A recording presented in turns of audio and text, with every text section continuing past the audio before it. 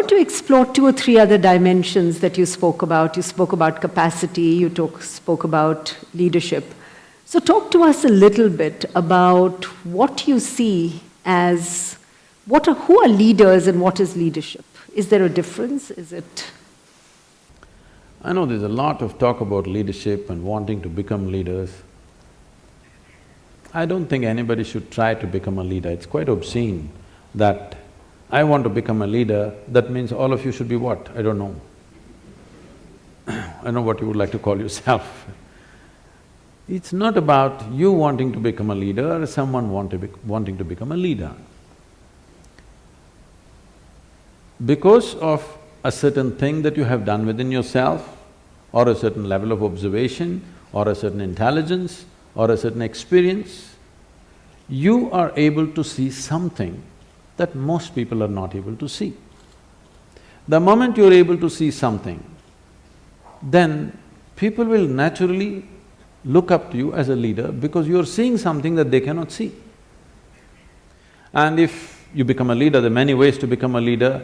You can get elected, you can get selected, you can work it, you can pull other people down and become a leader, or simply people will rise you as a leader because they see that either you're able to see something or you're able to do something which they themselves cannot do. I feel this is the way leadership should happen, if you want to call it that someone is able to see something and do something that others cannot do, so everybody wishes he must take charge of the situation because naturally he will be able to do something that the others will not be able to do. So what is the quality of leadership? Leadership means once you sit on a perch, you better see clearer than others, otherwise you'll make a ridiculous fool of yourself. There's a whole, in the nation certain things have been happening. Right. Somebody sits on a perch and he doesn't see any better than you, he looks like a fool immediately. So, it is not about you wanting to sit on the perch, you wanting to see something must get you to the perch. Not because you want to be above everybody else, you get to the perch. So what is the quality of a leader? I don't think there's any particular quality. One thing is, a leader means his sense of life is beyond himself. It's not about… his sense of identity is beyond himself. Somebody becomes a leader because he's willing to think and feel and act for more people than himself. If you act for yourself, you're called self-centered. If you just act for the sake of 2 or 3 people you gather in the form of family, you are named as Dhritarashtra. There are modern names for that. If you identify yourself with the entire nation or the world, you'll be looked at in a different way. Essentially, your leadership will come from the right context depending upon what you're identified with. Because everybody needs an identity. What sort of identity have you taken will determine the context and the quality of your leadership. In that context, isn't leadership something that, each of us can individually manifest? If I were to describe one dimension of leadership as saying it is about taking ownership to create a better outcome, in that context, we can convert leadership from a noun to a verb. I don't know that much grammar, okay. But you can try.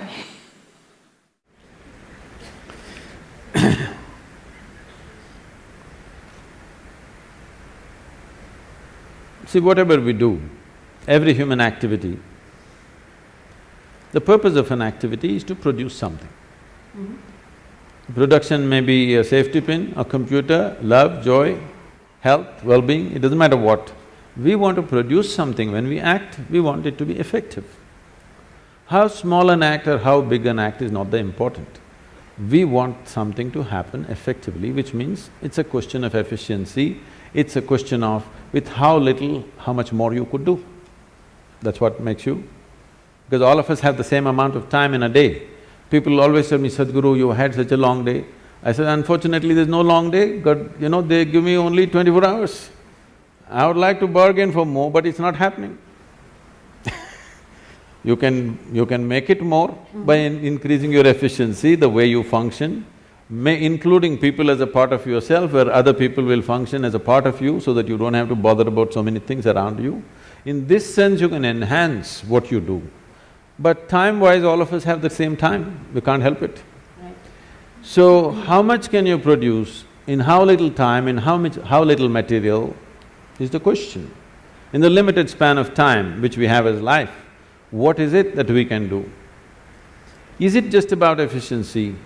Is it about simply mindless efficiency, do better, do better? No. At different times in history, people seem to want different things on the surface. But essentially, no matter which time of history, who they are, which part of the world they are, everybody wants the same thing, well-being. But their idea of well-being, everybody has their idea how to get there, but everybody wants well-being, no question about that. It doesn't matter which part of the world you go, whether you came here 1,000 years ago or today, 100 years later, you will see people will be still seeking well-being. In pursuit of well-being, maybe 100 years ago somebody would be going in search of water, today you're going in search of the Wi-Fi cloud but still well-being. People's idea of well-being, whatever that is, but people are only well only when something beautiful happens within themselves. They think they're going to cause it to themselves by some means. But people have been happy before the Wi-Fi came, people have been happy before the automobile came, people have been happy before all the luxuries we are enjoying today appeared. So what I'm saying is, well-being, if you're in pursuit of well-being, essentially, it is about what happens within the human being. What happens within the human being, in the name of so many things, I don't want to name all the things, in the name of so many things, what we call as family, society, and another world which we call as corporate world all these things we created, these are all different names or different mechanisms that we believe will bring well-being to us. Somebody built a family, somebody built a corporation, both in pursuit of well-being, isn't it? I must tell you this. The first time I was at Davos so many years ago, they were almost resentful. Why… what is a mystic doing an economic summit? A particular CEO who was in charge of a top computer manufacturing company, 3 months later they got sold out to the Chinese. We can guess who they were. So he was very resentful. What are you doing here?